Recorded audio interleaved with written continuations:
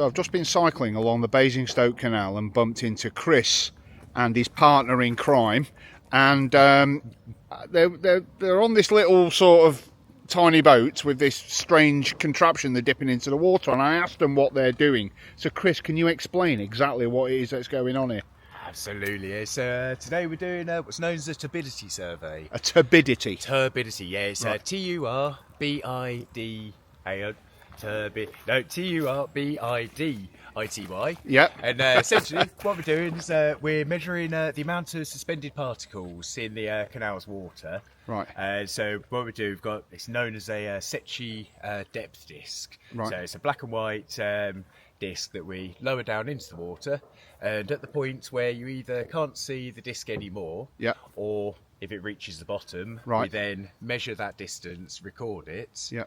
and then alongside the vegetation survey that we do, we can measure the effects of the tree cover, the amount of light that's getting down to the bottom of the canal, Right. which affects the biodiversity, the amount of plant life, and the amount of light coming down allowing photosynthesis. Right, because those plants need the sunlight.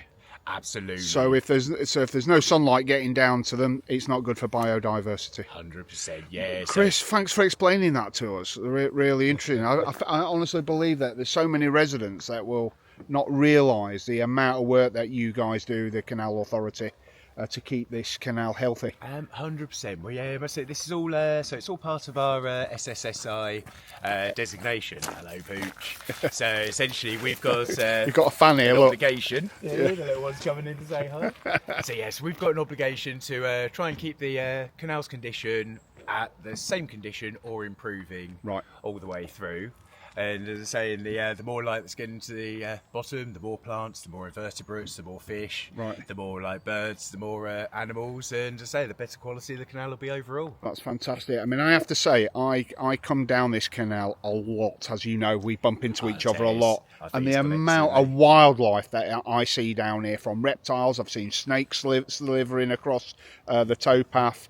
I've even seen a deer in the canal early one morning, a kingfisher. What sort of stuff have you seen? Lovely. So yeah, very similar. So we get quite a lot in the water. So we've got some beautiful carp in there, some like pike and whatnot. But there's less boat movements. The water's really clear, so you get a good chance to get some eyes on them at the moment. Yeah. We've found like cormorants, herons, same as yourself, seen the deer. So if you get along when it's a quiet moment, quite often see them like running off into the offside, so bouncing across. Yeah.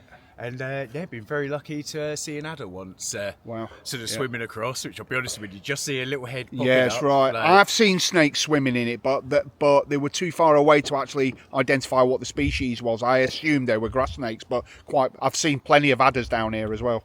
Yeah, no, so it's perfect if you catch them early in the morning when it's sunny. They're Find a beautiful spot where they're creatures, aren't they? They really are. They are markings, beautiful isn't it? creatures. Okay, well, Chris, thanks for your time. Really appreciate it. And thanks for all the work that you do keeping our canal healthy. No problem. Always a pleasure there, Paul. Cheers, thanks. Always.